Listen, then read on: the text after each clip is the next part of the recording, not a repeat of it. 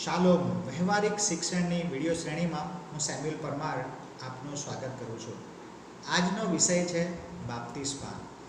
બાપ્તિસ્માનો શાબ્દિક અર્થ જોઈએ તો એ છે ડૂબાડવું. પણ એનો અર્થ એવો નથી કે બાઇબલ એ ડૂબકીના બાપ્તિસ્માને જ સાચું ગણે છે.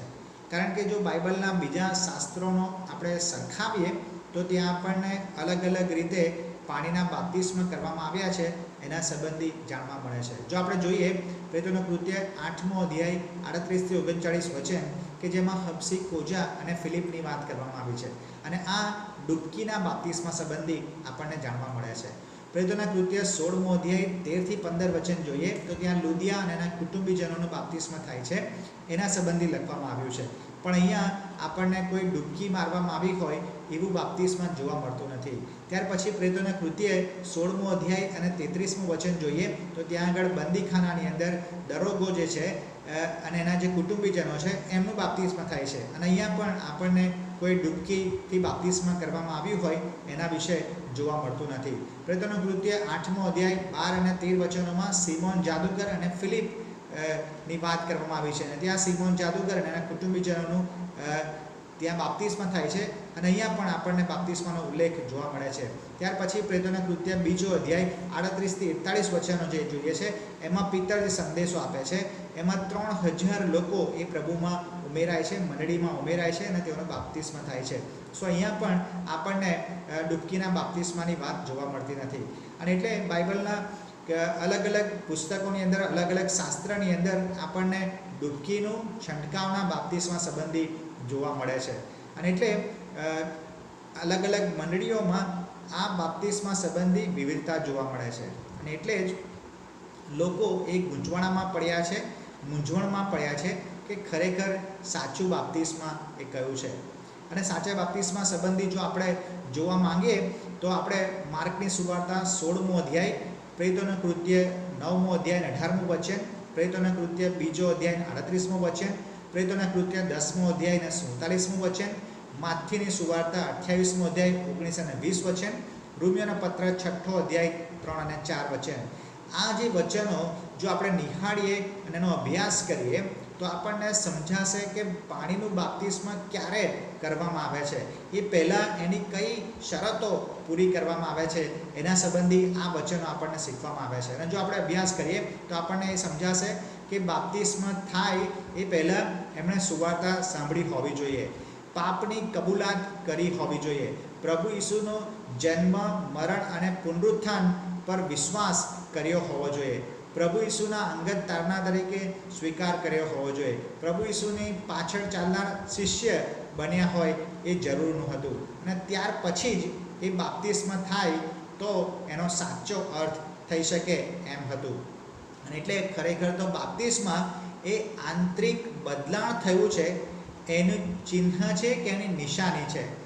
પરંતુ જો વ્યક્તિનું આંતરિક મનુષ્યત્વ પાપમાં જ હોય તો પાણીના કોઈ પણ પ્રકારના બાપ્તિસ્માની કોઈ અર્થ રહેતો નથી. બીજા અર્થમાં પાણીનું બાપ્તિસ્માની બાહ્ય રીત કરતાં વ્યક્તિનું આંતરિક મનુષ્યત્વ બદલાય છે એ વધારે જરૂરનું છે. હવે આ બાબતને આપણે એક ઉદાહરણ દ્વારા સમજીએ. માની લો અને કલ્પના કરો કે તમે એક સુંદર ઘર જોઈ રહ્યા છો. આ સુંદર ઘર તમને બહુ ગમી જાય છે, ખૂબ ગમી જાય છે, પણ આ ઘર એ તમારું નથી, બીજાની માલિકીનું છે. અને એટલે એક દિવસ તમે એવું નક્કી કરો છો અને તમારા નામની નેમ પ્લેટ એ તમે લાકડાની સરસ સુશોભિત કરેલી, શણગારેલી એ જઈને પેલા ઘર પાસે જાઓ છો અને એ ઘરના દરવાજા ઉપર લગાવી દો છો. હવે તમે તમારા નામની પ્લેટ ત્યાં લગાવી છે, તકતી લગાવી છે, એટલે શું એ ઘર તમારું થઈ જાય છે? ના. આપણે નામની તકતી આપણા ઘરની લગાવી દઈએ એટલે કે એ ઘર આપણું થતું નથી, કારણ કે આપણી માલિકીનું નથી. બીજા દિવસે તમે એક ઘર પાસે જાઓ છો અને લાકડાની તકતી કાઢીને ત્યાં સોનાની તકતી તમારા નામની લગાવી દો છો, તો એ ઘર તમારું થઈ જાય? ના, એ શક્ય નથી. ત્રીજા દિવસે તમે જાઓ છો અને ત્યાં જઈને હીરાની જડિત તમારા નામની તકતી એ ઘર ઉપર લગાવી આવો છો, તો શું એ ઘર તમારું થશે? સોનાનું કે હીરાનું કે લાકડાનું કોઈ પણ નામની તકતી તમે એ ઘર ઉપર લગાવી આવો, પણ જો એ ઘર તમારી માલિકીનું ના હોય તો એ શક્ય જ નથી કે તમારું ઘર કહેવાય, એ બીજાનું જ ઘર કહેવાશે, કારણ કે એ તમારી માલિકીનું નથી. આ જ રીતે એ જ પ્રમાણે બાહ્ય રીતે આપણે ગમે તેવા પ્રકારના પાણીનું બાપ્તિસ્મા લઈએ, આપણે પણ જો આપણું આંતરિક મનુષ્યત્વ એ પાપની માલિકીનું જ હોય તો પછી એ જે બદલાણની આપણે બાહ્ય ચિહ્ન તરીકે પાણીના ડૂબકીનો બાપ્તિસ્મા લઈએ કે છંટકાવનું લઈએ, એનાથી કોઈ ફરક પડતો નથી.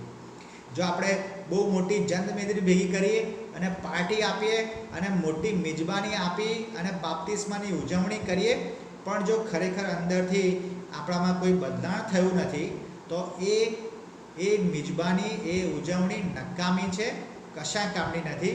કારણ કે ખરું બાપ્તિસ્મા તો એ આંતરિક બદલાણ થાય ત્યાર પછી જ થાય છે. જો આંતરિક બદલાણ થયું જ ના હોય તો પછી આ પ્રકારના બાપ્તિસ્મા કે જેમાં ડૂબકી ના હોય કે છંટકાવ ના હોય કે કોઈ પણ પ્રકારના હોય, તમે યરુશાલેમમાં જઈને કહેવાતી પવિત્ર નદીમાં જઈને ડૂબકી મારો અને ત્યાં બાપ્તિસ્મા લેવામાં આવે તોય નકામું છે. કારણ કે બાપ્તિસ્માની પહેલાં એ આંતરિક બદલાણ થવું એ બહુ જરૂરનું છે, જે આપણે ઉપરના વચનોની અંદર એ જોયું છે. અને એટલે આજે આપણે એ સમજવા માંગીએ છીએ કે આ જ ઉદાહરણની અંદર આપણે આગળ વધીએ તો આપણને એ સમજીએ કે હવે ઘર આપણું છે અને આપણે તકતી લગાવીએ જ નહીં. ઘર આપણું છે પણ આપણે તકતી લગાવતા નથી, કોઈ પણ પ્રકારની, લાકડાની નહીં કે હીરાની નહીં કે સોનાની નહીં, કોઈ પણ પ્રકારની તકતી લગાવતા નથી. તો શું એ ઘર એ બીજાનું થઈ જશે? ના. જેમ બીજાના ઘરની ઉપર આપણે આપણા નામની તકતી લગાવીએ તો આપણું થઈ શકે નહીં, એમ આપણું જ ઘર હોય પણ જો આપણે તકતી ના લગાવીએ તો પણ એ ઘર બીજાનું થઈ શકતું નથી.